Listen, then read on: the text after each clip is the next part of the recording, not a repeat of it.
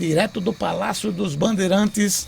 É com você, Cristina Campolo, com você, João Dória.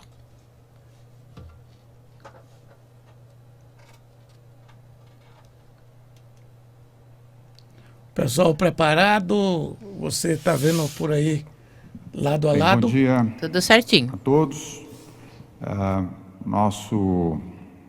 Bom dia aos jornalistas que aqui comparecem, técnicos, cinegrafistas, fotógrafos, aos que também remotamente participam desta coletiva de imprensa de hoje, quarta-feira, 23 de setembro.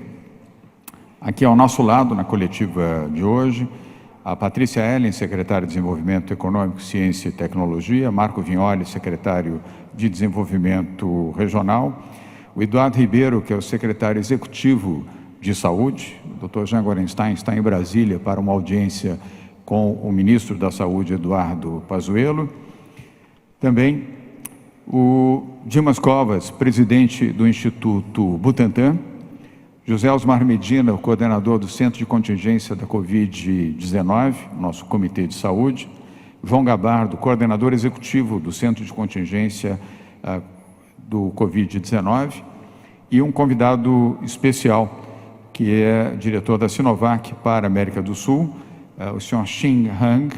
Ele é chinês e ele terá um intérprete, o senhor Shang Kai, para traduzir a sua participação e também, se necessário, respostas a perguntas dos jornalistas que aqui estão presentes nesta coletiva.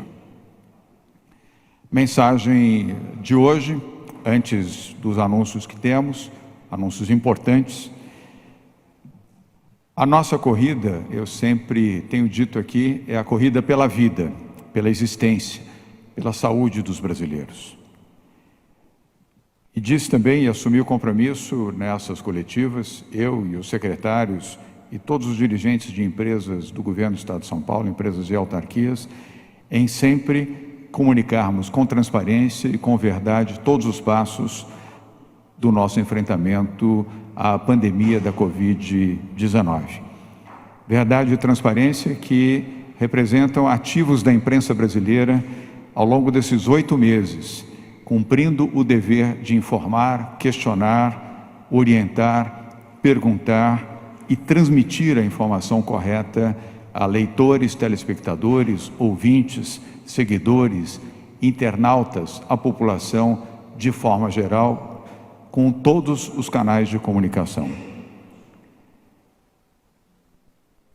Registro que nenhum dirigente público convencerá jornalistas, meios de comunicação e a opinião pública com falácias, sofismas, desinformação, negacionismo, fake news ou mentiras.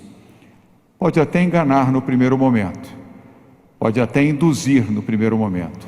Na sequência, a verdade e os fatos prevalecerão. O Brasil, infelizmente, caminha para a triste marca de 140 mil óbitos pelo coronavírus. Uma triste marca, um registro de profunda tristeza a 140 famílias que perderam seus filhos, seus entes queridos.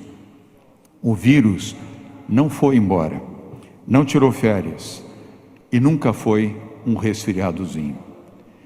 Como nunca foram também caboclos e índios os responsáveis pelo desastre ambiental que nós estamos vendo na Amazônia brasileira.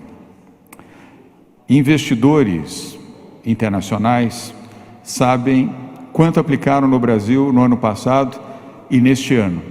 Infelizmente, os dados apresentados hoje pelos jornais, pelos telejornais, pelas emissoras de rádio e pelos sites brasileiros demonstram uma queda substancial de investimento internacional no Brasil. Parte da queda desses investimentos é a falta de cuidado e de atenção com as questões ambientais e, infelizmente, também com as questões relativas à saúde e à proteção de uma nação contra a Covid-19. O negacionismo da pandemia, o negacionismo do meio ambiente não resolve problemas. Ao contrário, agrava consequências. Governar, administrar, é ter humildade para reconhecer equívocos, para afastar a soberba do seu entorno e aposentar o negacionismo à realidade. A autocrítica, ela ajuda, ela constrói, ela provoca respeito e referência. A falta de autocrítica reproduz miopia, arrogância, autoritarismo e uma visão equivocada para um país. Em São Paulo, nós colocamos como prioridade há 8 meses a proteção à vida e à saúde dos brasileiros de São Paulo. Vários outros governadores de estado fizeram o mesmo, adotando posturas duras em relação às suas quarentenas para proteger saúde e vida.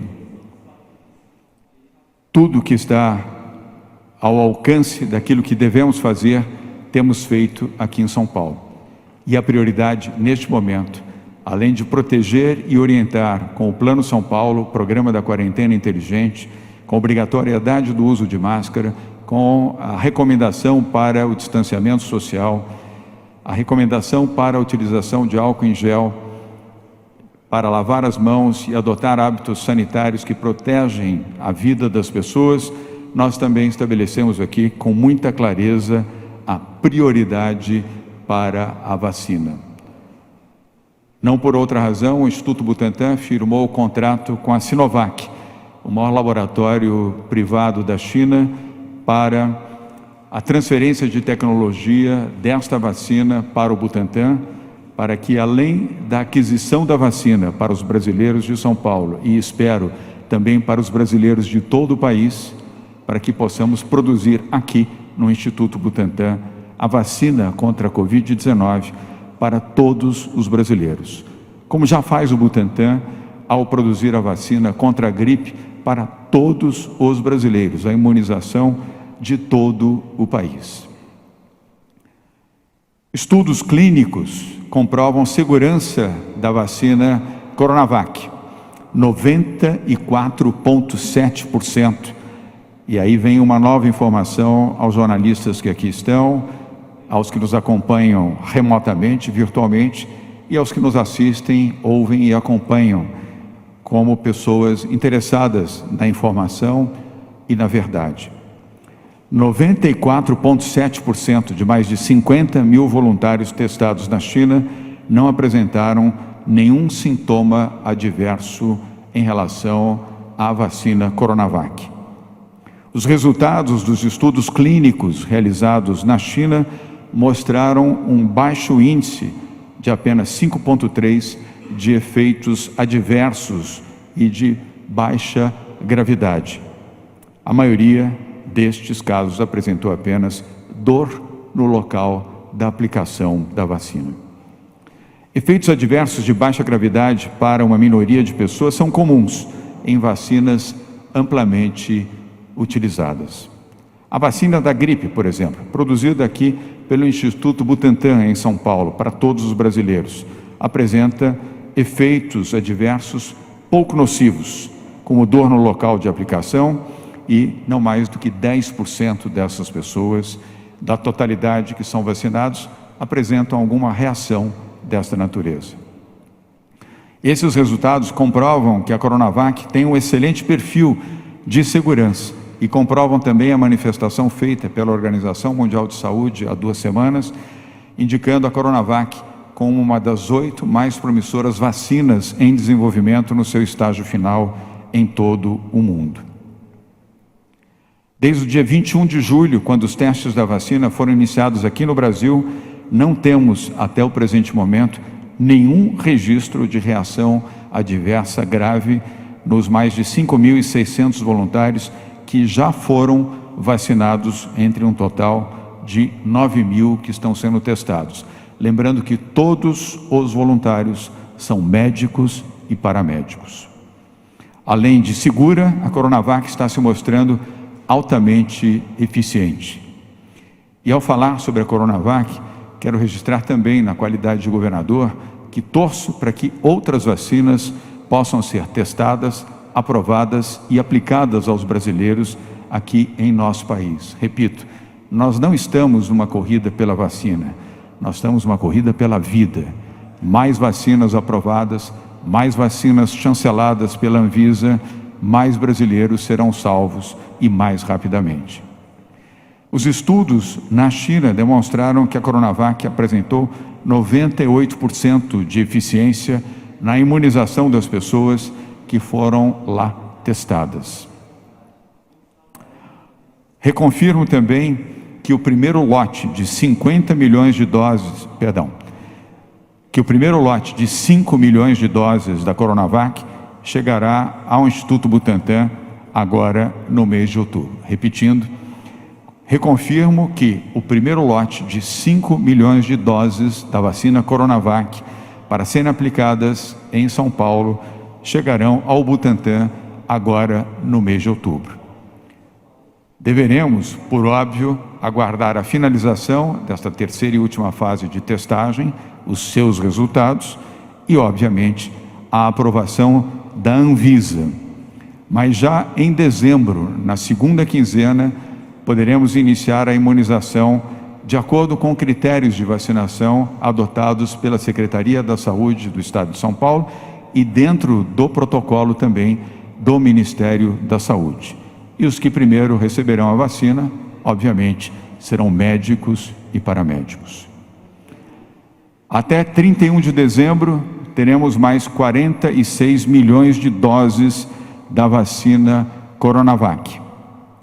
E até 28 de fevereiro, 60 milhões de doses desta vacina, o que é suficiente para a imunização de todos os brasileiros de São Paulo. Já fizemos negociações com o ministro da Saúde, agora confirmado, Eduardo Pazuello, para que o Ministério da Saúde possa comprar mais 40 milhões de doses desta mesma vacina para permitir a vacinação de brasileiros de outros estados do país. E esperamos também que, com o sucesso da vacina de Oxford, da AstraZeneca e outras vacinas, o governo federal possa imunizar a totalidade dos brasileiros no menor prazo possível. Mas em São Paulo, nós não perdemos tempo. Em São Paulo, nós não classificamos vacina de primeira classe ou vacina de segunda classe, e muito menos brasileiros de primeira classe ou brasileiros de segunda classe. Vamos vacinar aqui todos que precisam ser vacinados. E aqui nós não ficamos discutindo origem da vacina.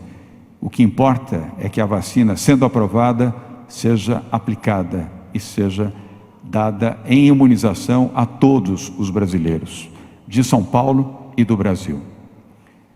Nós aqui planejamos, como temos feito sempre, toda a ação de proteção aos brasileiros de São Paulo. Por isso, temos no Instituto Butantan, que completa agora no início do ano 120 anos de existência, com a sua capacidade técnica, tecnológica e científica comprovada internacionalmente.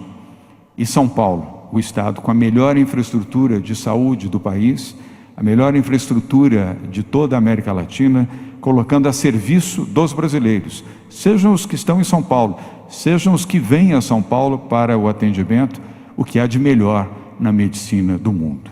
Repito, a nossa corrida é pela vida, a nossa corrida é por todos os brasileiros indistintamente, os que estão em São Paulo e os que estão fora de São Paulo.